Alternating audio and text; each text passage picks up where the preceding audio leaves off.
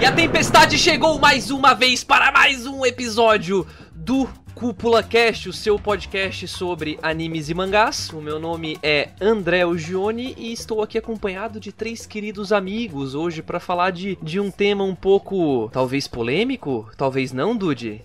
Tamo aqui pra atacar mais pedra, né? Pelo menos eu tô. Novidade, né, Dude? Tu tá acostumado a atacar a pedra e levar a pedrada, né? Tu já ataca e corre pra levar a pedrada, né? Tu já sabe. Eu já tô correndo e atirando. Hoje a gente tá aqui acompanhado, né, de 2 queridíssimos convidados interinos aí, né, já. Então, gente, bom dia, boa tarde, boa noite, meu nome é Hugo e mamilos são polêmicos. Mamilos são polêmicos. Meu... Meme de 2000... Mano, tu não falou que ia falar a frase da arma de Tico. Mas mamilos são polêmicos ficou melhor. Sim, cara, definitivamente, velho, definitivamente. Bom, vamos lá. Wesley? Opa, eu tô aqui, Wesley, e, bem, a arma, quando ela aparece em cena, ela tem que ser usada, ela tem que ter uma função narrativa. Aí, cara, parece que ele falou até em tom irônico, né?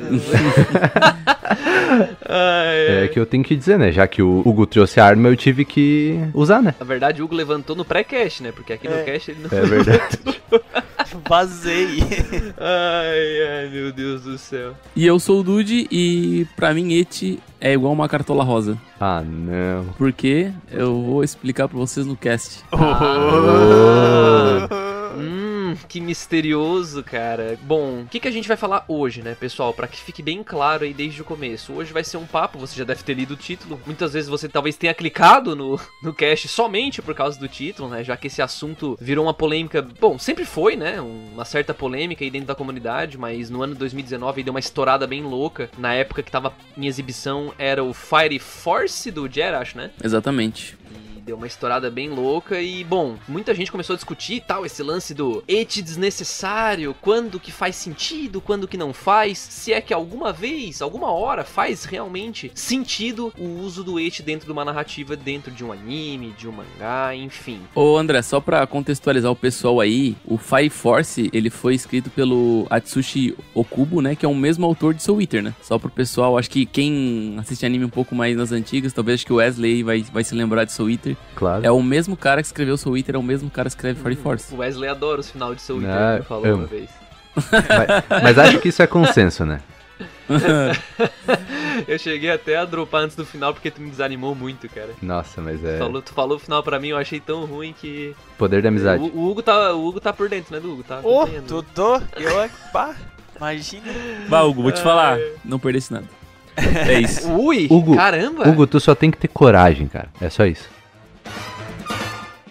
Mas antes de a gente começar o episódio de hoje do podcast, nós vamos para o nosso quadro dos comentários da semana, né, Patrick? Sim, e esses são os comentários que foram feitos nessa última semana. Tem uma galera começando a comentar e tá surgindo umas discussões bem interessantes no nosso blog, hein? Exatamente. E eu vou começar aqui com o comentário da Maia na análise de Beasters, escrita pelo André Ogione, né? E ela fala o seguinte no comentário dela: acabei de começar a assistir o anime e fiquei muito intrigada. E principalmente sem entender o porquê. Haha, me instigou porque sabia que tinha algo ali por trás. Vim atrás de uma crítica plausível e encontrei seu site. Amei. Me esclareceu muita coisa que eu não estava pronta para compreender. Os detalhes que fazem a diferença, as entrelinhas. Eu estou muito animada ainda para continuar assistindo. Obrigado. Realmente, Beasters foi, acho que, uma das grandes chamas acesas em 2019. Pena que a segunda temporada foi adiada, né, Patrick? Mas eu tô com uma expectativa muito alta pra essa segunda temporada, porque, olha, vou te dizer, Beasters foi animal, mano. Sim, Beasters foi uma grande surpresa, cara. Tipo, eu não tava dando nada pra aqueles bandos de animais lá. Mas foi surpreendente quando assisti. Realmente é uma obra que todo mundo precisa ver. Por falar nisso, no pessoal, tem um podcast de Beasters aqui na Cúpula do Trovão, né? Com certeza vai ter link aí na descrição, caso você queira ver uma discussão mais intensa sobre essa história magnífica do nosso querido Lobinho. E o outro comentário aqui é o comentário da Sax. Na nossa análise de Ascendance of Bookworm, que o Wesley escreveu, ela comentou o seguinte: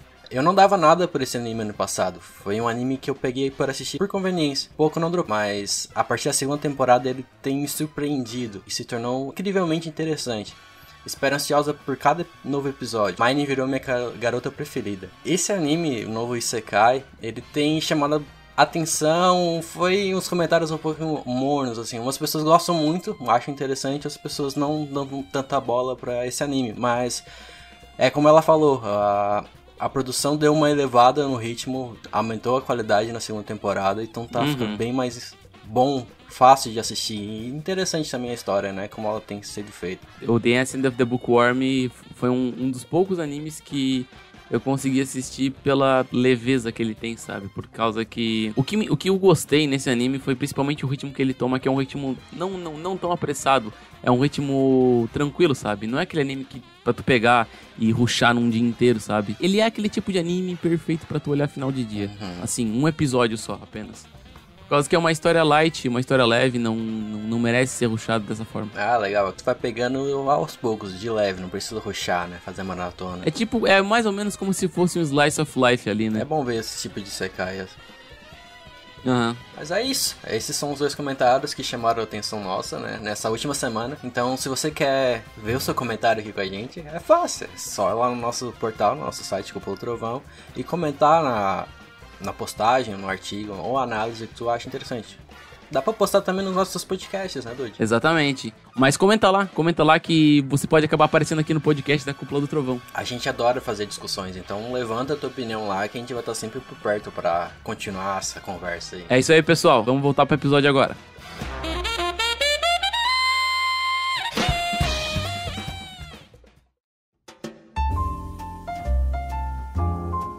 Antes da gente falar sobre o ecchi, o famoso ecchi desnecessário, eu acho que é bem interessante a gente alinhar o que é o ecchi, né? Então, por isso, Dude, por gentileza, o que é o ecchi, afinal? Bom, o ecchi, ou ecchi, que os japoneses chamam, né? É um termo em japonês que ele se refere à relação sexual ou até mesmo às amostras de sensualidade, né? Só que nos animes, o ecchi geralmente ele é catalogado como gênero, né? Que ele tem como característica amostras de sensualidade em cenas, né? Geralmente não sendo vulgar, no caso, né? O que, se fosse vulgar, daí seria hentai, né? Se passar a linha, vira hentai, né, Wesley? Exatamente.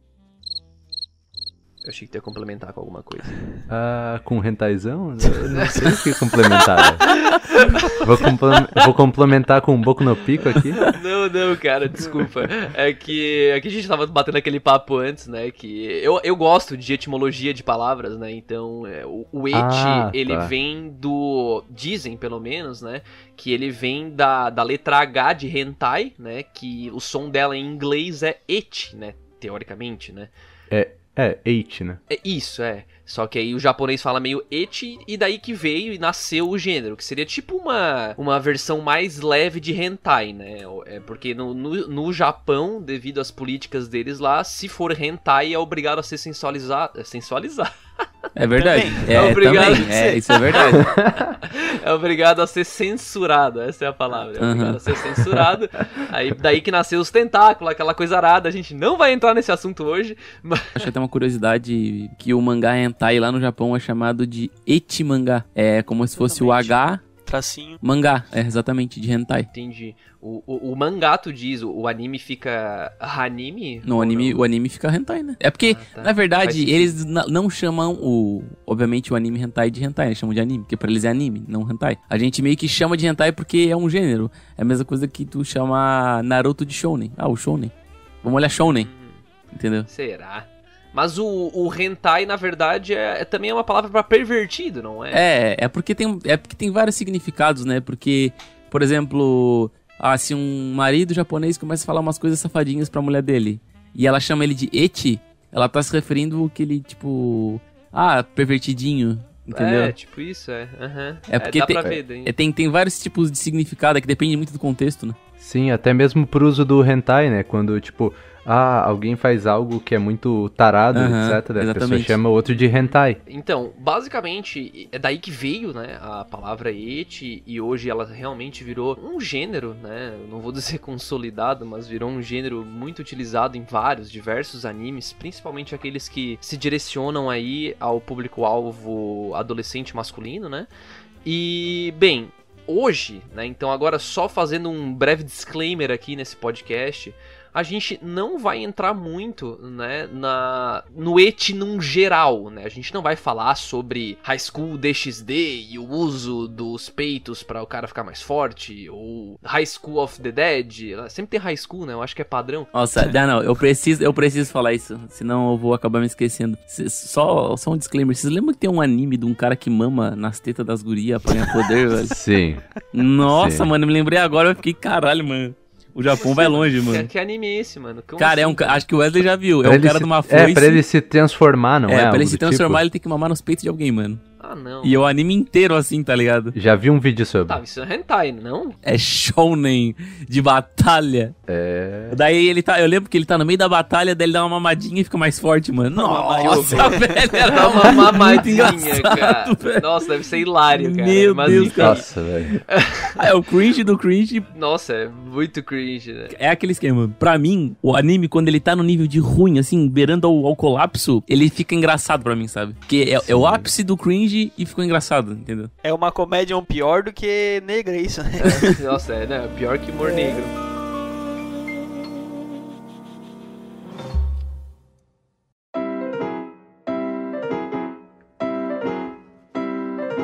O eti desnecessário que a gente vai tratar aqui hoje nesse podcast vai ser único e exclusivamente sobre aquele eti que não tem função narrativa nenhuma dentro da história, sabe? É um eti que tá ali totalmente avulso, simplesmente porque sim. Nas pesquisas pra poder fazer parte desse cast, eu comecei a pesquisar alguns blogs ou vídeos no YouTube que falavam sobre essa questão do eti desnecessário. Pesquisei exatamente essa tag para poder ver como é que a comunidade em si está lidando com esse termo, né? O que me chamou muita atenção é que tem dois autores, eu não consigo agora saber exatamente que blog foram, que eles falaram que existe uma certa desmistificação da palavra desnecessário nesse termo. Porque assim, quando a gente fala a palavra desnecessário, para necessário, digamos assim, é aquilo que é totalmente necessário para tua vida, é água, essas coisas. Então se a gente for parar para pensar em desnecessário, muitas outras coisas que o anime utiliza são desnecessárias. Então assim, vamos pegar por exemplo uma cena que Dragon Ball, o antigão, teve, que era o Goku com a Bulma, e aparece ela de calcinha e ele vai lá e dá um tapinha na calcinha da Bulma. Aquela parte ali é considerada um eti desnecessário, só que ela não é considerada irrelevante. Por quê? Qual é a diferença? Porque ela tinha um porquê tá ali. Era a forma do Goku expressar que ele era uma criança ingênua, que ele não estava entendendo o que era. Se o autor usou de forma correta ou não, é outros 500 que não vale aqui a gente levantar. Só que a questão que muitos estão trocando é que ela deveria ser usada a palavra irrelevante. Porque, tipo assim, um exemplo de No Game No Life, eles estão lá conversando no meio de um monte de guria de biquíni numa piscina. Pô, aquela conversa podia ser na mesa de um bar, podia ser em qualquer lugar que não ia fazer diferença nenhuma. Então é um eti irrelevante pra história. Talvez ele poderia ser usado de uma forma diferente, porém o autor quis utilizar aquilo, né? Tu citou pra mim antes um exemplo muito bom do Shokugeki, não é também? Ah, Que sim. seria o... Que até é uma história engraçada, porque como dá de ver já no nosso portal, pra quem tá ouvindo o cast e não acessou nosso portal, por favor, vão acessá-lo, que lá tem muito mais conteúdo, além desse. Que eu coloco que eu sou um cara que tá entrando agora no mundo dos animes e mangás, e eu não sabia dessa questão do eti. Tanto é que a primeira vez que eu ouvi o André falando em eti, eu disse ok, mas nem sabia do que ele tava falando. E eu acabei começando a comprar Food Wars pra colecionar. Que pra quem não conhece é o Shokugeki no Soma. pra quem não Exatamente. E eu não conhecia o autor, que ele já era autor antigamente de hentai, não conhecia nada da história. E a segunda página já era uma garota quando ela ia experimentar a comida, quase entre aspas, sentindo tesão. Eu pensei, não, cara, não, eu não tô vendo isso, cara. É que aí entra, né, até a gente conversou um pouco sobre isso já, e complementando o que tu tá falando, é que existe esse tipo, essa diferenciação. Na verdade, o termo que eles usam, assim, desnecessário, irrelevante e tal, pra mim, realmente, eu não sei se faz tanta diferença, mas eu vejo muito, usando o Shokugeki no Soma como exemplo, que tu acabou de citar, o autor, a forma que o autor usou pra se expressar, que aquilo ali, tipo, gerou muito, muito prazer, que aquela comida foi muito gostosa, ele mostra isso, né, expõe isso pra gente como leitor, como espectador, que a pessoa chega a ter, tipo, quase um tesão, sei lá, tá com tesão ali, sabe, tipo, vendo a parada, e pra deixar quem tá lendo também sentir algo parecido, ele também faz isso. Sim, ok? sim. Então, apesar de ser um eti É aquela história. Ali é precisava. desnecessário, né? A gente Ali não é sabe desnecessário. falar, sabe? A gente não mas sabe... teria outras maneiras de tu poder expressar isso, né, cara? Eu não vou Sim, falar agora sim. porque ele só tem um anime de comida, mas, por exemplo, tudo bem, é um pouco radical, mas olha como é que Ratatouille, ele mostrou de uma maneira linguística como é que o prato fica bom, entendeu? Sei lá, dá um flashback, um negócio mais emocional, entendeu? Ele puxou mais pro lado sexual, acho que também por causa do fato de ele já ter uma bagagem em cima disso, né? Sim. E vai de encontro com aquilo que eu falei, da questão de ser desnecessário. Porque ele poderia ter usado qualquer outra coisa, mas ele utilizou. Ela não é irrelevante, porque tem um porquê, né? Também tem autores ocidentais que usam coisas desse tipo. Por exemplo, o Stephen King é muito criticado, porque no It ele faz uma cena de orgia. Nem vou entrar muito, mas quem leu It sabe. E qual que é a necessidade de uma cena dessa?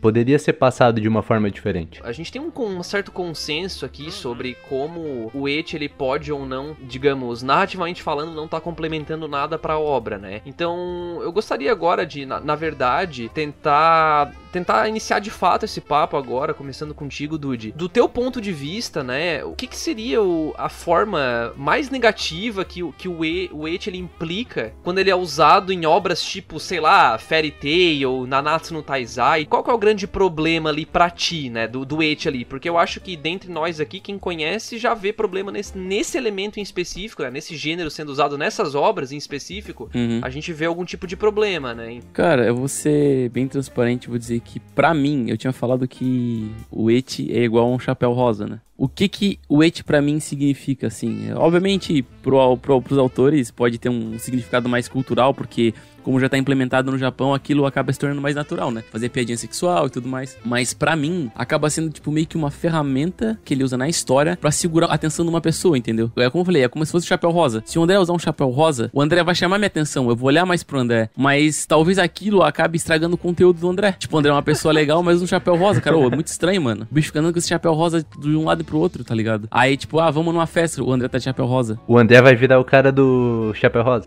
O cara do chapéu rosa. Mas é isso que eu quero dizer, é uma ferramenta narrativa, parece que ele tá usando aquilo pra segurar a audiência, sendo que o que ele deveria fazer é segurar com outros aspectos, outras características, sabe? Usar, por exemplo, como eu tava falando daquele anime lá dos caras que mamam os peitos pra ganhar poder, cara. Tu poderia usar outra ferramenta pra ele ganhar poder, sei lá, o sangue das garotas, Cara, sangue qualquer de virgem, qualquer coisa ele entendeu? podia usar.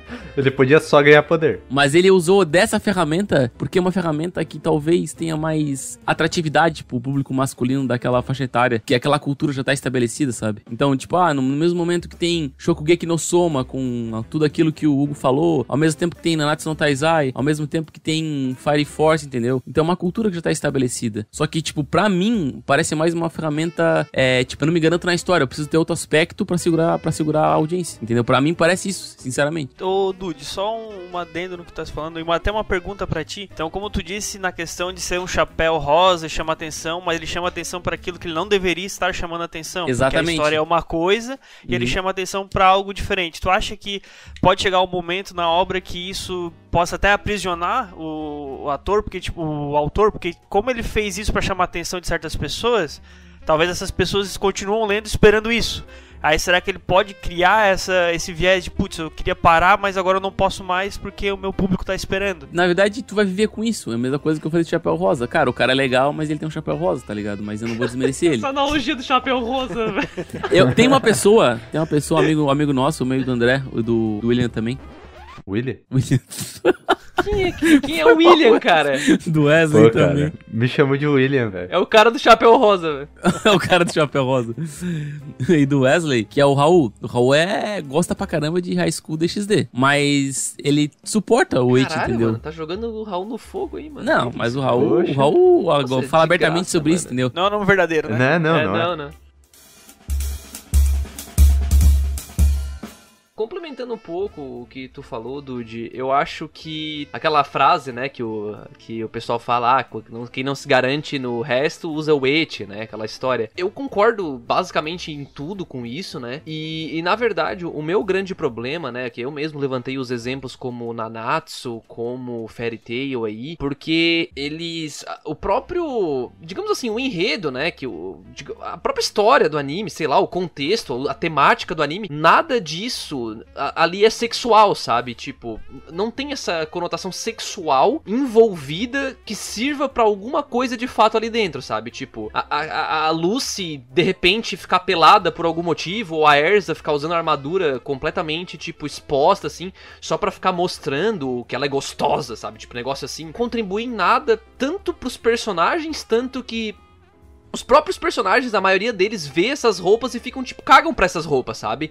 Então, quer dizer, aquele elemento tá exclusivamente ali pra quem tá lendo, entendeu? Pro gurizão de adolescente ali, que curte essa parada, e ele tá ali só pra ele, porque os próprios personagens de Fairy Tail, o Natsu, o Grey, a hora que eles veem a Erza, coisa assim, cara, são raras as cenas onde, tipo, eles ficam acorados, ou eles ficam, tipo, nossa, a Erza tá com o corpo muito exposto, sabe? Tipo, nenhuma hora isso acontece, e ela, evidentemente, né, tá ali sendo totalmente exposta, né, totalmente sexualizada em momentos onde, porra, tem um momento, até uma menina lá, que eu não lembro agora, no Fairy Tail, nos arcos ali mais pra frente e tal, já tava quase parando ali, e tava vendo só pelo, como o Dude falou, né, quanto pior mais engraçado fica. E tem uma menina que uma hora ela tá sendo torturada e, tipo, ficam sensualizando ela, sabe? Tipo, botando ela meio sem roupa e tal. Tem outra cena até que o Kitsune cita no próprio vídeo dele sobre eti desnecessário, onde tem uma menina, também em Fairy Tail, né? Parece que eu tô jogando muita pedra em Fairy Tail aqui. Leu inteiro, né? Ele, tipo, tem outra moça que ela tá chegando numa vila tal, e ela tava chorando, ela tava um momento de reconciliação, de, sei lá, de pertencimento, onde a pessoa era pra se sentir comovida, sabe? Com a história dela, e as pessoas aceitarem ela de volta na vila, assim. Então, e aí o ângulo que mostra, na hora de mostrar o rosto da menina chorando, o ângulo que o autor, né, o Hiro Mashima, escolhe passar pra gente, é um ângulo que vem totalmente debaixo dos peitos da guria, e tipo, todos os peitos são ridiculamente gigantes em Fairy Tail. Então, cara, 40% da página do mangá é os peitos da menina. Então, tipo, como que mostrar o peito dela daquele jeito, o que aquela cena queria te passar, sabe? Tipo, o que tu querias, o que era pra te sentir naquele momento? Era pra te sentir tesão? Cara. Eu acho que daí vai muito da questão cultural, né? Porque como o Japão é um país onde tem a pornografia censurada, eu acho que esse tipo de comportamento, pra mim pode ser, tipo, vou botar isso aqui pra segurar a audiência. Mas também pode ser por, tipo, a gente tem uma cultura de ter pornografia censurada e a gente, tipo, meio que desemboca em outros cantos, sabe? Já que a gente não pode ter pornografia liberada, a gente vai ter um pouco de sensualização a mais nas outras áreas pra, tipo, suprir isso, sabe? Porque, o garoto de 16 anos não consegue ver um pornozão, mas consegue lá comprar um mangá desse estilo e ver esse tipo de conteúdo, entendeu? Eu acho que vai muito desse pensamento. É um pouco, sei lá, meio bizarro pensar nisso, mas eu acredito que seja muito nisso. O próprio Japão tem uma ideia bem conturbada de sexualidade, com todas essas proibições, e tem vários programas de TV lá que são realmente diferenciados, né? E bizarros. E sobre isso, é um aspecto cultural mesmo, dos autores. Os autores gostam disso, muitos deles, e por isso eles botam na obra. Eu sinto que tem muito disso também, não é só pra chamar atenção, é porque ele quer ver isso, ele quer desenhar isso, e acho que esse é outro aspecto muito importante. E como eu tinha falado, Stephen King, o autor de Fire Force, que é o autor de Soul Eater, todos esses autores, eles estão mostrando a visão deles, e a visão deles é conturbada. É meio complexo, sabe?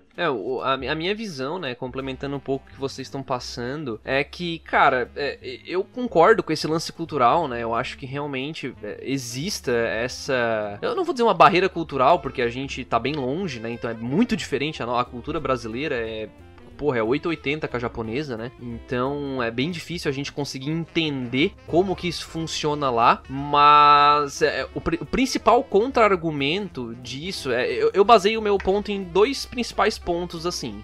Na verdade, em 3, digamos assim, mas o terceiro eu vou deixar pra talvez mais pra frente no cast. O primeiro é que hoje, né, então pensando na cultura, ok, só que o mangá em si, hoje, né, mangá, anime e tal, se os caras estão produzindo ainda pensando só no japonês, eles estão meio devagar, porque já se foi. sabe? Já faz aí anos que o mundo tá tendo acesso a esse tipo de material, né? Então, ficar... Talvez... Eu não tô dizendo que vocês estão fazendo isso, tá? Mas tem gente que fica dizendo, mas anime é feito pra japonês, então o japonês que tem que consumir, japonês gosta disso aí. Cara, eu acho que esse argumento já caiu por água abaixo faz muito tempo, porque, porra, ano passado o lucro por streaming superou o lucro da indústria interna lá do Japão, sabe? Então, quer dizer que a gente, aqui do outro lado do mundo, já tá tendo impacto nos lucros dos caras lá. Tipo, a gente que tá gerando já receita pra eles lá. Uma receita expressiva, né? Eles têm que entender que tá na hora de sair um pouco disso, e principalmente por quê, né?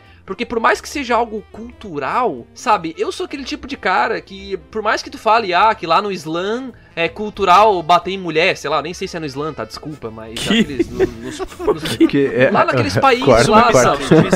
Da mulher. Que as mulheres têm que andar toda tapada e se tapar leva pedrada, coisa assim, sabe?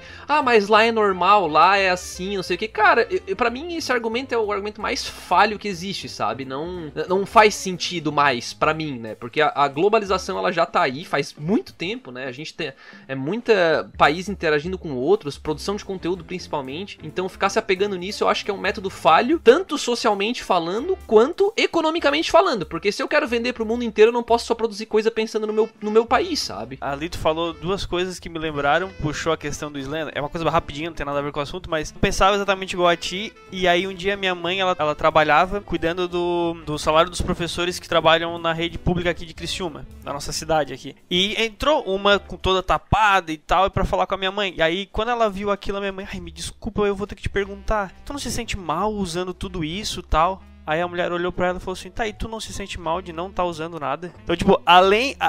Aí como tu falou ali, a questão do japonês, será que eles estão vendendo pra fora? Mas será que eles querem fazer isso? Porque ontem eu tava numa conversa com a minha esposa sobre isso, sobre essa questão e tal. Ela levantou e disse assim, mas Hugo, eles não são brasileiros, eles não têm sexualização na cara, eles não têm o tempo inteiro bunda na TV, daquela forma que a gente tem, uma coisa normal. Então eles acabam indo pra esse lado. E nas pesquisas que eu fui ver também tem a questão de que o mangá e o anime lá no Japão, ele tem uma outra visão totalmente diferente aqui do Oriente, na questão de, tipo assim, não é só jovem que vê, não é algo nichado, lá é algo normal, lá é avô, pai, filho, tataraneto, todo mundo lê mangá e vê anime, é uma coisa, tipo, normal. Lá eles fazem pra eles, como tu disse, ano passado aumentou a renda aqui fora, beleza? Só que eu acho que até isso chegar pra eles, até eles mudarem a formatação deles, pensando na gente, ainda vai um tempo pra isso, sabe? E eu vou defender,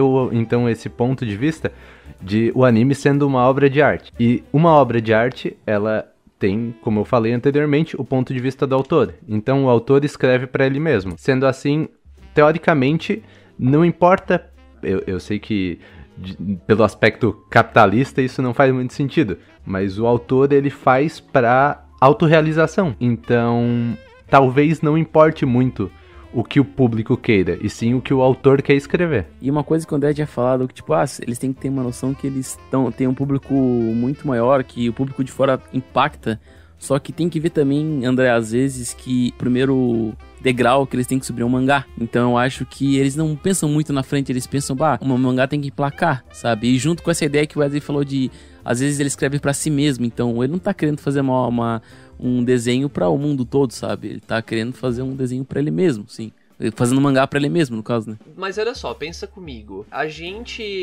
Os maiores títulos mundiais, os títulos que mais venderam, inclusive dentro do Japão, né? Não só aqui fora do Japão, né? Os animes e mangás. A maioria deles, tipo, tem um eti mísero, sabe? O eti não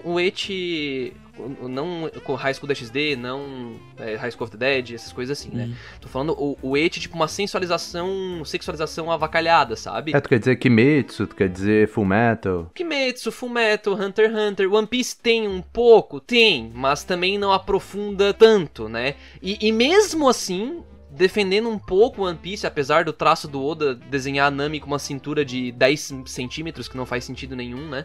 Mas tipo assim, a Nami é uma personagem que desde o começo ela foi feita pra ser sexy, digamos assim, sabe? Então, não é como se... é certo, a Nami é objetificada em algum momento do One Piece? Eu não lembro tanto assim, eu sei os vilões, né? Os vilões às vezes falam, da Nami, não sei o que e tal. Mas assim, tipo, de forma, os protagonistas e tal, até mesmo o Sanji, ele gosta dela por motivos dele e tal, mas não é por conta exclusiva do corpão dela, sei lá, sabe? Então, a lógica ali é tornar a personagem sensual porque ela deveria ser sensual, sabe? Agora, até um exemplo que eu dei outro dia, não lembro nem se foi num cast, mas eu vou repetir aqui, que é naquela personagem de ReZero, que a gente vê na eleição lá, que a gente tem uma rainha, né, pra ser eleita lá, das 5 meninas lá, e uma delas é aquela de vestido vermelho, que ela usa, né, o vestido vermelho e tal, ela tem uns peitão e tal. Patricinha. Não sei dizer bem patricinha, assim, ela passa uma imagem muito de poder, tipo, ela usa cores, tipo, vermelho, tá ligado? Tipo, vestido vermelhão, sabe? Então, ela quer impactar aquela personagem. Então, e querendo ou não, ainda assim, como alguém comentou ali, né, que o do chapéu... Chapéu rosa. Chapéu rosa. Alguma coisa chamar atenção nela logo de primeira impressão, né? E eu já defendi aqui várias vezes que primeiras impressões contam muito. Então, hoje o padrão de beleza é tipo, mulher magra, tal, chapéu rosa, aquela coisa toda. Mas uma vez não era, ok, hoje é. Então o que o autor sabiamente fez? Ele desenhou uma moça, né, ali, que chama a atenção, pelo menos dos homens ou das mulheres que gostam de mulheres, acham ela uma personagem bonita, e a gente assemelha muito, instintivamente a gente assemelha beleza a poder, né? Então, e sensualidade também. Então, ela ser aquela personagem, ter aquela característica sexualizada fez sentido pra narrativa, né? Voltando um pouco pra nossa pauta. Então, diferente do que eu vejo em muitas obras, e cara, sinceramente, mesmo vocês três me falando isso, eu não consigo aceitar que cultura é motivo pra tratar as pessoas mal, entendeu? Tipo, objetificar pessoas, fazer pessoas ser submissas a você, ou então maltratar outras pessoas. Lá é normal as religião guerrear com arma de fogo. Cara, eu nunca vou aceitar isso, sabe? Nunca vou aceitar. Então, sei lá. Bom, passo a bola aí, então. Realmente o que tu falou faz sentido.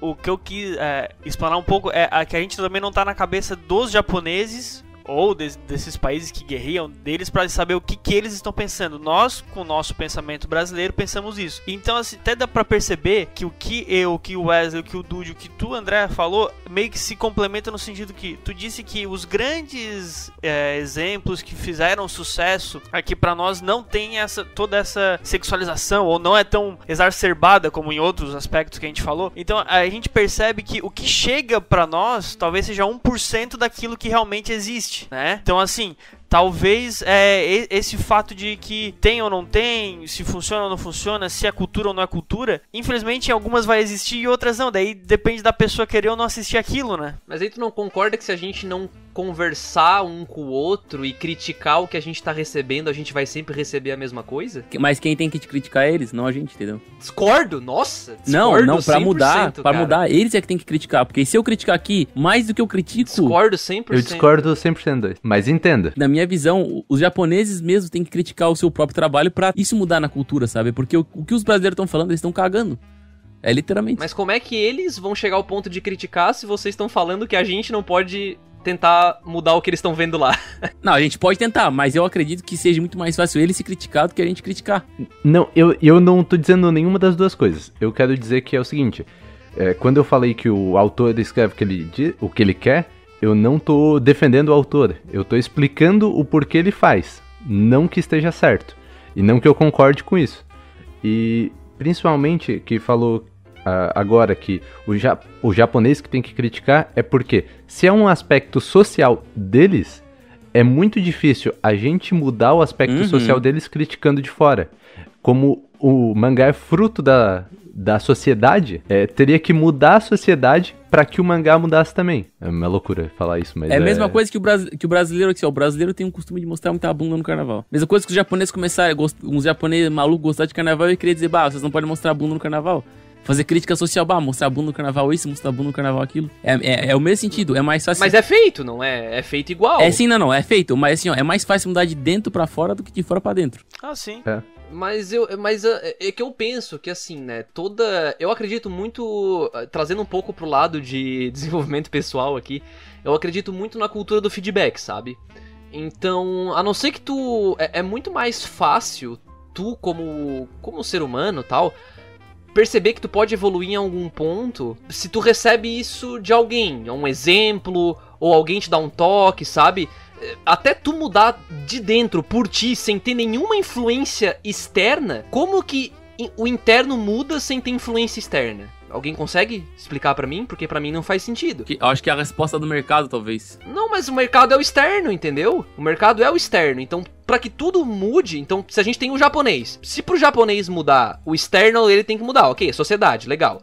A sociedade tem o mercado, que é externo também à sociedade. Então, o mercado japonês, tô falando aqui. Como é que o mercado japonês vai mudar? Como é que a gente vai mais pra externo ainda do que o mercado japonês? Tem que ser o mercado mundial. Mercado internacional, entendeu? Então, por isso que eu acredito que a mudança tem que vir de fora. A gente, como consumidor desse tipo de conteúdo, a gente tem que ser cada vez mais crítico e mais exigente, assim como a gente foi com diversas coisas já, né? Então, o próprio conteúdo sei lá, hoje tu não vê mais banheira do Gugu, sabe? Esse tipo de coisa. Entendeu? Então, quando a gente começa a amadurecer um pouco e ver que... Cara, talvez não seja bem assim. E receber esses feedbacks, seja externo, interno, enfim, de pessoas pra pessoas, a gente chega num ponto onde a gente começa a ser mais exigente e o produto... Porque, cara, eu não consigo... Ao mesmo tempo que vejo como arte a indústria do mangá, do anime e tal, pra mim ela é essencialmente muito capitalista, sabe? Tanto que as pessoas, tipo, pagam muito mal lá. É a essência do capitalismo lá. O pessoal trabalhando... Eu não sou socialista, tá, pessoal? Mas a essência A essência é lá, tipo assim... O pessoal trabalhando pra caralho, ganhando mal...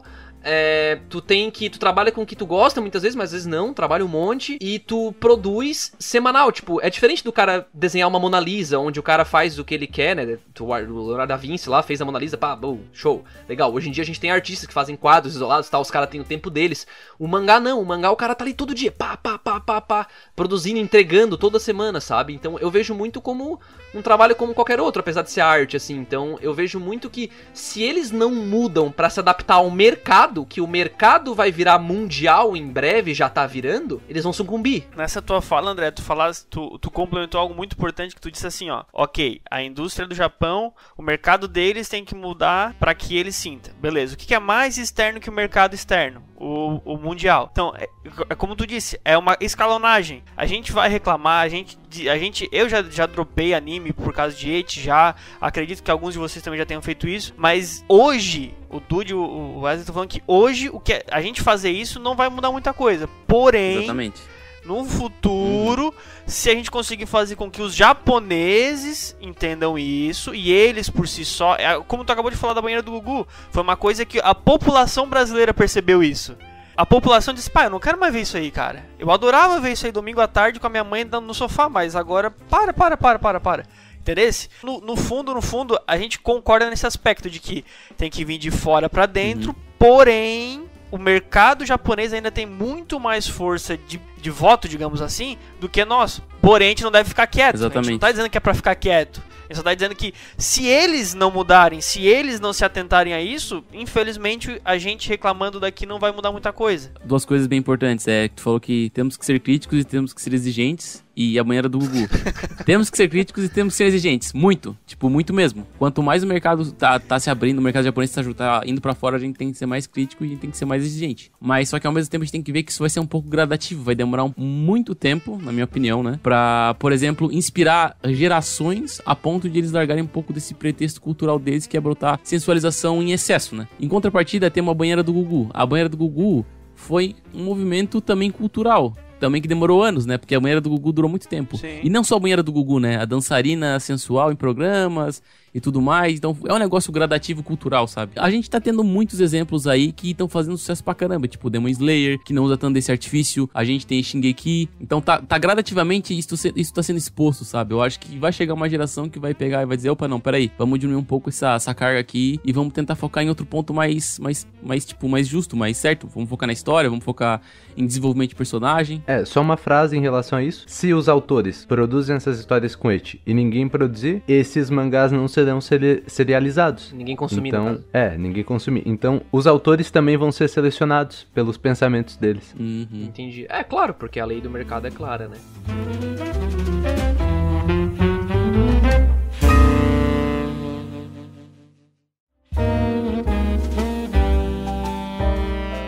bacana, eu achei divertido que a gente conseguiu ter uns pontos de vista um pouco diferentes aqui dentro, né? A gente abre a discussão pra todo mundo também, de qualquer jeito, né? Então se você quiser fazer parte e tal, comentar, mandar e-mail, fica à vontade, tá? Aqui é um lugar, a Cúpula é e sempre vai ser um lugar onde a gente pode conversar abertamente, né? Sobre todo o contexto de animes e mangás e sobre animes e mangás no geral, né? E na verdade, né, voltando um pouco agora, saindo um pouco do contexto sociocultural, econômico que a gente tava conversando, voltando um pouco mais pra parte de narrativa mesmo, né? O grande fator aí, né, do ecchi, até o Wesley brincou com a arma de Chekhov lá, né? Que ele diz que se o artifício tá ali dentro, né? Então se tem uma arma no palco, no começo da peça, ela tem que ser usada até o final da peça, né? Ela tem que servir pra alguma coisa dentro da trama, né? Se ela não desenvolver personagem, ela não mexer a história, tal, não desenvolver a história, talvez não faça sentido por que aquilo tá ali, né? Então, o ecchi em si, recapitulando um pouco do que a gente conversou, o ecchi desnecessário, tal, chame como quiser, desnecessário, irresponsável, enfim, como o Hugo usou lá, irrelevante, né? O termo, enfim, que ele pesquisou lá. Ele é uma ferramenta narrativa, ao mesmo tempo que talvez faça sentido do ponto de vista cultural, como vocês falaram, né? E a mudança tem que vir de dentro, influenciada pelo externo, talvez, né? Na nossa discussão, pelo menos, foi mais ou menos nesse ponto que a gente conseguiu chegar, né? E, bom, Dude, cara, tu consegue pensar em, além de Nanatsu, ou então Fairy Tail, né? Tipo, outros animes onde a narrativa tem essa presença ruim que não contribui em nada? Eu já falei nele, mas eu não me aprofundei tanto. A comparação de Soul Eater e de Fire Force, que é do mesmo autor, né? Eu acho que é unânime dizer que Soul Eater ele não tem nenhuma pregnância ecchi, né? Eu acho que... Pera. Agora eu vou ter que fazer uma adenda. Soul Eater tem a Blair. Mas ela é uma personagem que foi feita pra ser assim, né, não? Ela não é tida como vulgar, tipo, 200% do tempo, sabe? Ela não entra em cena pra fazer uma cena que, tipo, nossa, eu preciso mostrar os peitos, eu preciso sensualizar toda hora que eu apareço. Já em Fire Force, a gente tem aquela personagem que ficou muito famosa, que é a Tamaki, que qualquer coisa que acontece com ela tipo, puxa pro lado sexual. Tem uma cena muito famosa, todo mundo deve de lembrar, que passou até em mini vídeos no Twitter, no Facebook, cara, em todo canto, que é a Tamaki caindo nos trilhos do trem.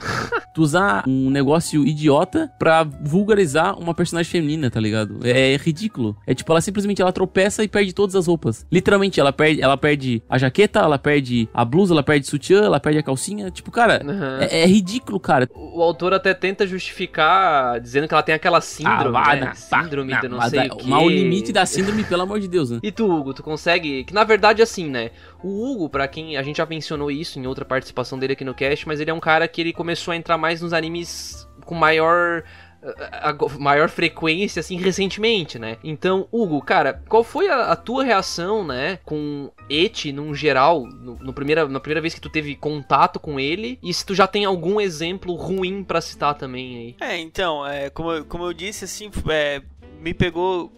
com uma certa surpresa, porque sim, eu já assistia Dragon Ball, que tem um pouquinho, não é exacerbado, porém existia algumas cenas e tal, só que eu nunca tinha parado pra pensar que isso era meio que um gênero, né, usado dessa forma tão pesada assim. E aí, nesse meio que eu tô agora entrando, até falei antigamente, até falei quase agora que eu já dropei anime por causa de ecchi. Eu acho que todo mundo sabe do Goblin Slayer. Não só pela aquela cena que eu não vou falar, porque pode ser spoiler para alguém, não só por causa daquela cena específica que já virou furdúncio, tem artigo no nosso portal sobre a cena específica, mas ela como um todo tinha tudo isso que o André falou lá no começo do cast, de que, ela usa uma roupa, tipo assim, as pessoas ao redor dela não estão nem aí pra roupa que ela tá usando, não faz sentido ela tá usando aquela roupa que não tá protegendo merda nenhuma e não tá influenciando em nada nos poderes dela, ela tá com o peito pra fora, e ela tá ali somente pra pessoa que tá lendo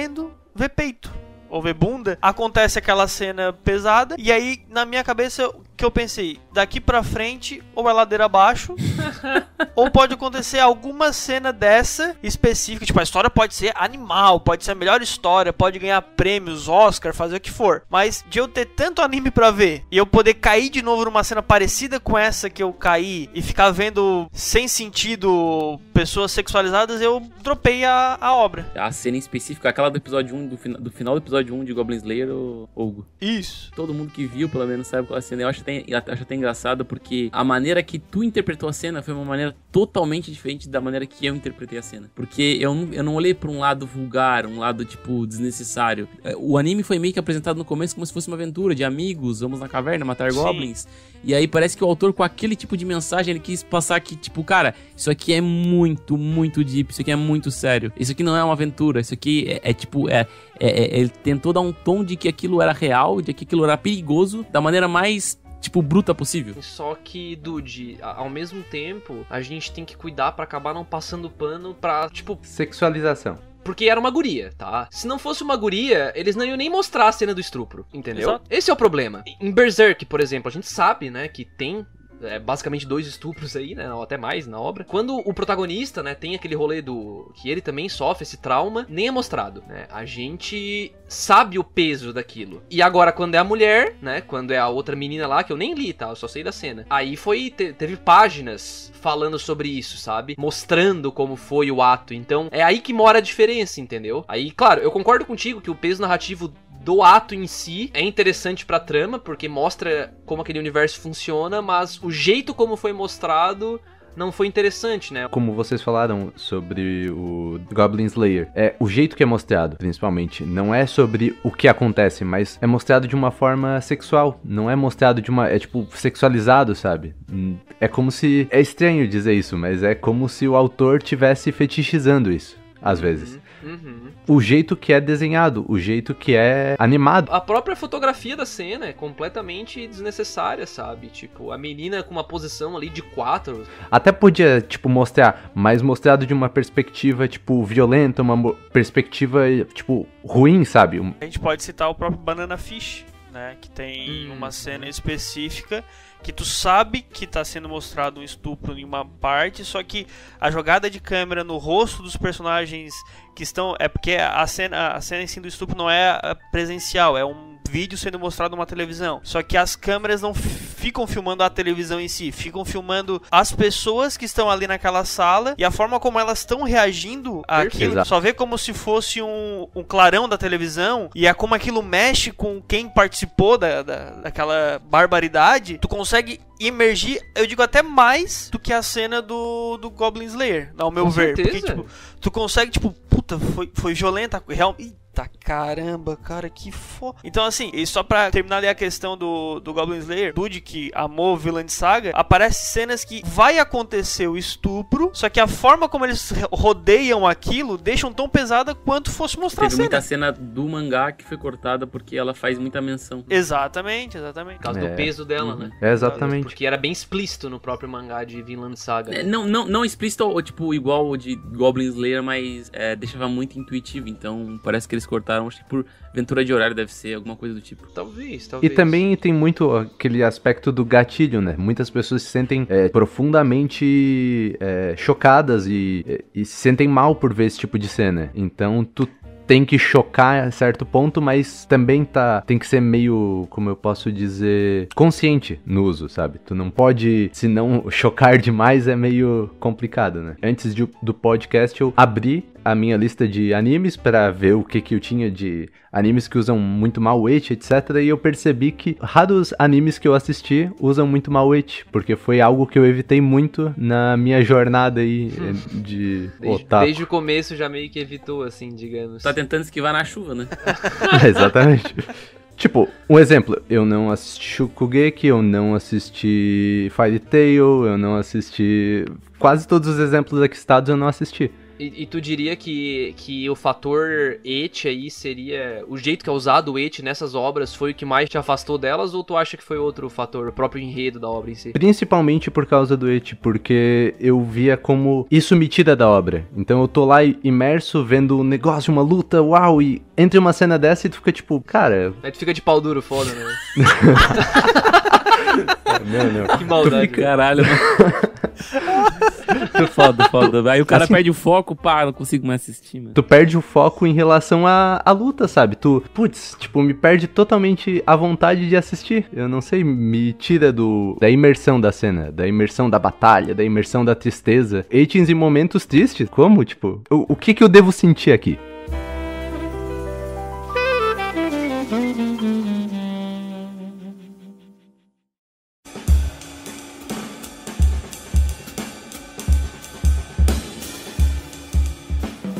Bom, entrando no bloco final agora desse podcast, com uma temática um pouco mais pesada, e espero que você que esteja ouvindo não tenha achado tão pesado quanto a gente talvez tenha achado gravar aqui. Mas eu acho que pra concluir, tendo toda essa reflexão que a gente teve agora, né, somada às convicções, aos nossos pensamentos, já que a gente tinha antes esse cast, queria começar perguntando pra ti, Dude, se hoje, né, assim como o Wesley já evita há tempos, né, entrar em animes com eti e tal, que ele vê que parece que o eti vai ser usado daquele jeito a la Fairy Tail, a la Nanatsu, a la Plunderer, sabe? Tu evita hoje ou tu realmente, tu vê aquilo e fica, ok então, né, sou obrigado pra poder consumir essa história que eu gostei, esses personagens que eu achei interessante. Enfim, hoje, tu assiste animes com eti, Dude? Cara, eu volto a usar o termo do chapéu rosa. É que depende a intensidade do chapéu rosa. É porque a gente tem que botar muito numa balança. Se for um sombreirão fudido gigante é foda, né? Não, daí é foda. Se for um rosa pink assim... Neon rosa pink. É porque assim, ó, você tem que botar na balança. Às vezes tu, vou suportar isso porque a história até que é legal, sabe? Eu acho que... Eu não quero citar nomes aqui até pra não pisar em ovos, mas eu gosto muito de Gantz. E Gantz tem um pouco dessa pegada sensual em algumas cenas. Mas eu relevo porque a história é muito boa, sabe? No final acaba mais, tipo, a história é boa e tu acaba suportando aquilo porque tu gosta, entendeu? Mas, tipo, não é porque tu... Nossa, Gantz, o cara avacalha as capas lá, pelo amor de Deus. Tipo, o cara exagera, mas a história de Gantz é tão boa que chega a um ponto que tu, mano, eu passei reto, sabe? Eu limpei o chão. Mas e tem cenas que faz sentido, né? Tipo, rola até um... Meu amigo, você vai ser cortado. Caralho, velho. Meu Deus. Como eu tava falando, então, em Gantz, eu consigo relevar porque a história tem uma narrativa muito boa, sabe? A história é bem contada. Mas eu queria saber tu, Hugo. E chegou agora de paraquedas, né? Aqui nesse meio otaku, né? Então, eu antes... Quem vê assim faz muito tempo. Comecei ano passado a ver. Mas, ali pra dezembro, ali em diante, até hoje, assim, eu sempre dou uma pesquisada agora antes. Porque eu sou um cara que eu sou mais aficionado nos mangás, né? E eu tenho coleções de mangás e eu acabava, às vezes, comprando mangá sem conhecer o mangá. Foi por isso que eu acabei comprando Food Wars, por exemplo. E eu nem pesquisava antes, né? Daí o André falou assim, eu acho que é bom. Assim... Não sei, tu sabe, né? Eu acho que é bom tu dar pelo menos ali no primeiro capítulo pra ver se realmente é bom, né? Porque senão, né? Porque não tá tão barato os mangás hoje em dia, né? E assim, hoje, como eu tenho muita coisa pra ver, muita coisa pra ler, eu sim classifico e vejo assim, não, esse aqui tem muito, tem pouco. Um que eu tô lendo hoje é o único, fora o Food Wars que eu já falei, né? Mas um que eu já sabia que teria, só que eu gostei muito da história, é o Jagan. Tem cenas assim de... É quase hentai, assim, é bem explícito mesmo. Porém, como tem uma pegada mais pra terror, com suspense... Não que diga assim, deveria ter. Não, se não tivesse seria melhor, concordo. Porém, não me atrapalha na minha narrativa, né? Não me atrapalha na minha história esse específico. Mas animes em geral e as compras que eu vou fazendo a partir de janeiro, assim em diante, eu sempre tô dando uma classificada pra ver se não, tem muito, então eu vou deixar pra depois, né? Enquanto isso eu vou vendo outras coisas. E Wesley, tu que já disse que já fazia isso antes mesmo de saber contar até 10. O Gugu Dadá, né? Tu continua fazendo essa tua peregrinação? Eu digo que é algo que acontece muito naturalmente, assim, tipo, de eu perder o interesse, mas eu também evito. Por exemplo, Nanatsu eu evitei, nem fui, porque eu já fiquei sabendo dessas coisas assim. Mas é que eu sei que é um anime que eu dropo se eu assistir. Se eu assistir e tiver muito eti, se tiver muito essas, assim, direto, esses gimmicks de... o cara cai com a mão no peito da guria, eu já... tô de boa. E eu dropo naturalmente, senão... E eu digo que é muito mais fácil ler eti do que assistir pra Totalmente. mim. Então eu também li antes. Tu vai pulando, exatamente. vai... Tipo, pior que é uma verdade, mano. Ler, eu acho que é muito mais fácil. E também pelo tema, né? Ele é, tipo... considerado seinen, então é um tema mais adulto, e daí tem essas cenas assim, daí... Enfim, ainda assim é meio daquele jeito, né? Qualquer coisa tu arranca a página também, de raiva. Exatamente. E uma pessoa que ainda não falou aqui é o André, né? O que ele acha? Ele assiste ainda? Eu não sei se ele assiste, mas ele leu todo o Fairy Tail. E eu vou falar pra todo mundo. Mas foi mais antigamente. Poder da amizade. É que assim, assim como vocês falaram, o primeiro que lê é muito mais fácil do que ver o anime, né? Mas o meu problema com eti hoje, né? Eu não sei se foi questão de o cara amadurecer, ou o cara começar a desenvolver um pouco mais de senso crítico, né? E perceber que narrativamente narrativamente falando, o ecchi, na grande maioria das obras onde o tema sexual não faz parte do enredo, né, simplesmente não agrega em nada, sabe? Então, como o Wesley falou, ele fica te desconectando o tempo inteiro da obra. Então, em obras como Fairy Tail, tu tá tendo a luta e, porra, de repente a mina tá pelada, tá ligado? Tipo, porra, é pra eu ficar com medo de ela morrer? Ou é pra eu ficar com medo de aparecer a perigosa dela? Ou ficar com medo de a tua mãe aparecer atrás. Tá ligado? Que é tipo esse tipo de sentimento que eu tenho lendo esse tipo de coisa. Eu não consigo ler isso e simplesmente ignorar o fato de que a mina tá quase pelada, sabe? Não dá, tá ligado? Tantas palavras para usar, a perigosa. Mas, enfim, esse tipo de coisa me desconecta e principalmente eu acho meio cringe, sabe? Sempre que eu vejo esse tipo de cena, sabe aquele cara estereotipado que a gente vê quando tu tá vendo uma parada guilty pleasure e o cara aponta pra ti e ri, sabe? Tipo, é isso que eu sinto sempre que eu tô vendo uma obra e acontece uma cena ecchi, sabe? Então, é uma cena ecchi desnecessária, né? Lembrando, obras tipo a Konosuba, né? Que o Patrick falou pra gente que ele na opinião dele, pelo menos, né? Faz sentido e não incomoda, digamos assim. E realmente, em Konosuba, eu não sinto tanto esse problema, porque até o próprio protagonista é muito zoado, né? É porque é feito pra isso, tá ligado? Tipo, também, apesar de ter esse lance das meninas lá ser bem bonitona e tal, a bunda da Aqua praticamente aparecer todo episódio, mas existem piadas de conotação sexual lá dentro, né, que tem esse humor, então ter aquela bunda ali não fica tão esquisito, não fica fora do que o anime tá proposto a passar. Mesma coisa nas obras como Prison School, High School DxD, High School of the Dead eu já acho que, porra, sabe, não funciona tão bem, porque o enredo em si é o quê? Apocalipse zumbi. Por que as minas tudo tem que ter uns pneu de caminhão no peito, sabe? Não faz muito sentido, entendeu? Não conversa nem com os personagens, nem com a história. Eu evito, também tô com Wesley, hoje em dia, assim como vocês, na verdade, né? Se eu pego uma obra pra ver e, de repente, ela encaixa uma coisa ou outra, se eu gostar muito, cara, eu não vou dropar, eu acho, tá? Eu tô sendo sincero aqui. Tanto que eu assisti, por exemplo, Nanatsu e tal, e até achei a primeira temporada interessante, digamos assim, mas pelo menos eu me orgulho de dizer que desde o começo eu já achava essa parte ridícula, né, do Meliodas botar a cara na guria, na saia. Então hoje a chance de eu dropar é muito grande se for uma quantidade assim exorbitante, assim como vocês, né. Eu só quero dizer que todo mundo vai me achar hipócrita porque um dos meus animes favoritos é Monogatari Series. Pois é, estranho, né.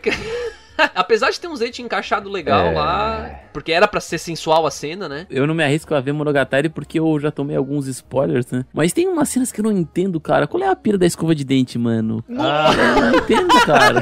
Essa cena é hilária, velho. Eu não entendi essa, mano. Cara, a cena da escova de dente, meu querido...